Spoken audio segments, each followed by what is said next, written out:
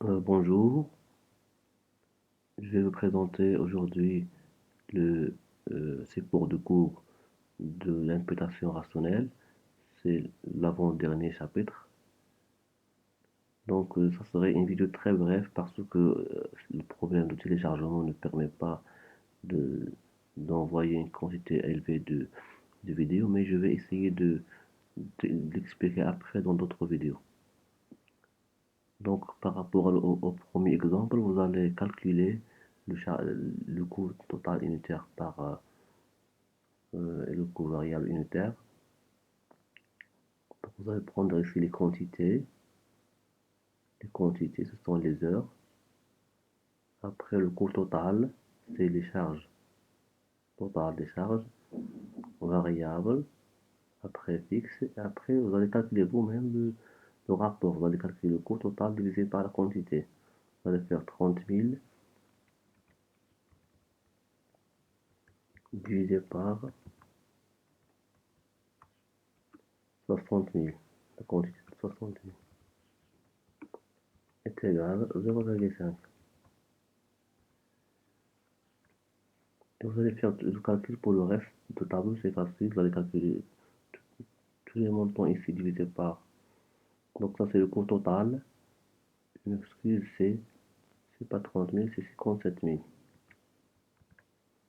57 000 divisé par. Donc vous allez calculer le montant. Après c'est 63 000, 75 000, 84 000 divisé par la quantité. Ici on va calculer.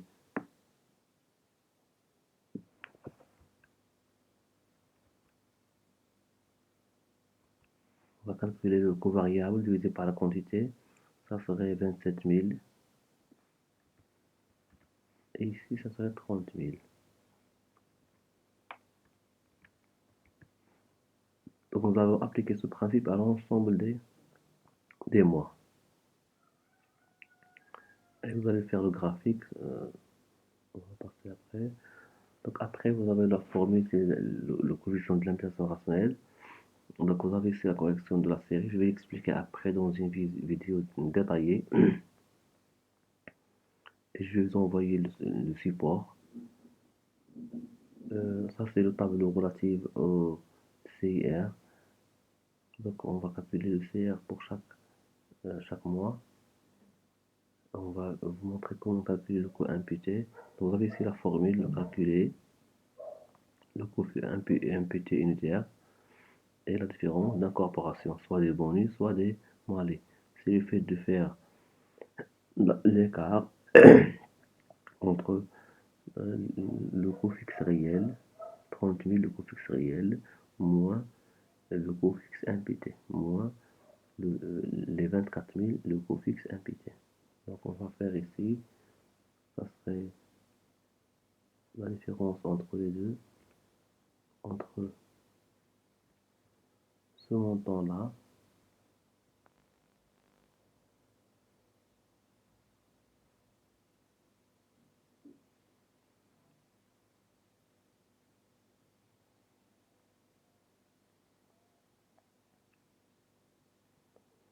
entre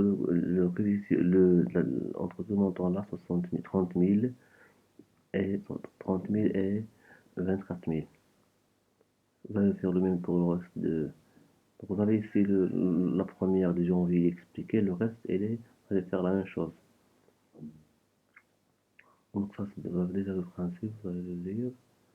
Le schéma, la correction des premiers TD. Donc vous avez ici un tableau d'explication. C'est la même chose, on va appliquer une formule sur le tableau. Le deuxième cas, donc je vais faire une autre vidéo pour expliquer de manière manuelle chaque élément. Chaque élément du cours. Si j'ai un problème de taille des vidéos, donc il reste seulement la dernière application que j'ai pas encore écrit. Je vais écrire sa correction.